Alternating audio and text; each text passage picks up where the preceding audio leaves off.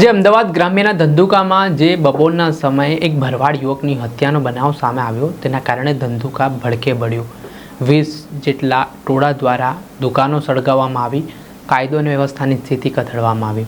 ઘટનાની ગંભીરતાને જોતા Ahmedabad ગ્રામ્યના SP, SOG, LCB સહિતની પોલીસની તપાસ ટીમ છે તે પણ ધંધુકા ખાતે દોડી આવી અને હાલ મામલો શાંત પાડવામાં આવ્યો છે। ત્યારે આ મામલામાં 2 જેટલા શખ્સની ધરપકડ થઈ હોવાની માહિતી મળી રહી છે। આ ઘટનાની શરૂઆત કેવી રીતે થઈ, વિગતે વાત કરીએ। વૈષ્ણવજન તો તેને કહીએ જે પીડ પરાઈ જાનાને રે। નમસ્કાર દર્શક મિત્રો, નવજીવન ન્યૂઝમાં આપનું સ્વાગત છે। હું છું ફૈઝાન। ફરી એકવાર 4 વર્ષ બાદ ધંધુકા ભડકે બળ્યું છે। બે કોમના લોકો સામે આવી ગયા ને હિંસક અથડામણ થઈ। હવે આ ઘટના પાછળનું કારણ છે કે બપોરના સમયે આરોપી પોતાની પત્નીને લઈને બ્યુટી પાર્લર જઈ રહ્યો હતો।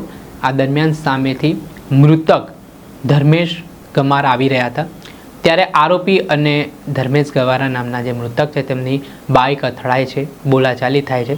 ત્યાર પછી ત્યાંથી આરોપી પોતાની પત્નીને લઈને બ્યુટી પાર્લર મૂકવા જાય છે અને મૂક્યા બાદ ધર્મેશ ગમારાના ઘરે પોતાના સાગરીતોને લઈને પહોંચે છે અને ગાળાગાળી થાય છે, બોલાચાલી ઉગ્ર બને છે। આટલામાં આરોપી રિઝવાન સાથેનો જે તેનો સાગરીત છે તે મારામારી ઉપર ઉતરી આવે છે।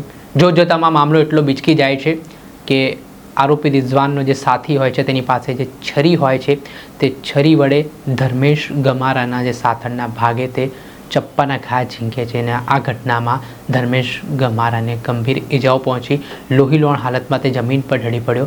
તાત્કાલિક સારવાર માટે તેમને હોસ્પિટલ ખસેડવા માટે લોકોના ટોળે ઉમટ્યા।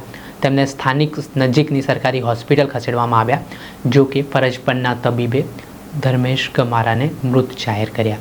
આ ઘટનાથી ભરવાડ સમાજમાં ભારે આક્રોશ ફાટી નીકળ્યો। આ ઘટનામાં ધંધુકા હાઈવે પર આવેલી કેટલીક દુકાનો છે તે ટોળા દ્વારા સળગાવી દેવામાં આવી અને જોતજોતામાં પરિસ્થિતિ વણસવા લાગી। આ ઘટનાની જાણ તાત્કાલિક કંટ્રોલમાં કરવામાં આવે છે અને અમદાવાદ ગ્રામ્ય પોલીસ દોડતી થાય છે, જેમાં એલસીબી, એસઓજી, અમદાવાદ ગ્રામ્યના એસપી પ્રકાશ જાટ સહિતના પોલીસ ઉચ્ચ અધિકારીઓ છે તે ધંધુકા માટે રવાના થાય છે અને પરિસ્થિતિ કાબૂમાં મેળવવામાં આવી છે। સાથે જ જે ધંધુકામાં જે સ્થળ ઉપર બનાવ બન્યો છે ત્યાં આગેવાનો સાથે પોલીસ બેઠક કરી રહી છે, શાંતિ જાળવવા માટે અપીલ કરવામાં આવી રહી છે, કોમ્બિંગ હાથ ધરવામાં આવશે ને જે લોકો આ હત્યાની ઘટનામાં સંડોવાયેલા છે તેમની ધરપકડ કરવામાં પોલીસ સક્રિય છે અને 2 જેટલા આરોપીઓની હાલ ધરપકડ થઈ ચૂકી છે।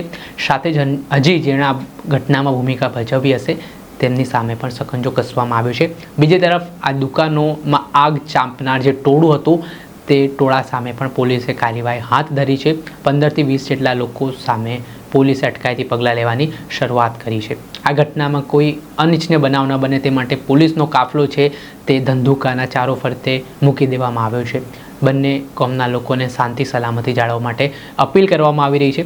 સોશિયલ મીડિયા પર કોઈ ભ્રામક વાતો ન ફેલાય તેવી પણ ખાસ તકેદારી રાખવા માટે કહેવામાં આવી રહ્યું છે અને જે પરિસ્થિતિ વણસી છે તે પરિસ્થિતિ કાબૂમાં પોલીસે લઈ લીધી છે અને હવે પોલીસ દ્વારા આ કેસથી જોડાયેલા જે કોઈ પણ શખ્સો હશે તેમની સઘન પૂછપરછ શરૂ કરી છે।